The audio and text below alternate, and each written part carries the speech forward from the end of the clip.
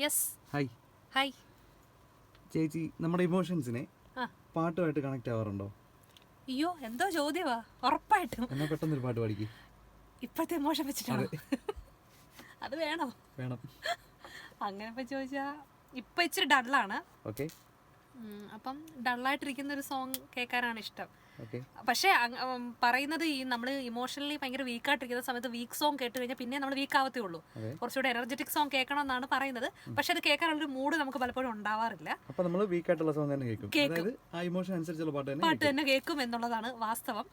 ഇപ്പം ഞാൻ ഇച്ചിരി ഡള്ളാണ്. ഡൾ സോങ് കേൾക്കാനാണ് ആഗ്രഹം. പക്ഷെ വീണ്ടും നമ്മൾ വീക്ക് ആവത്തേ ഉള്ളൂ.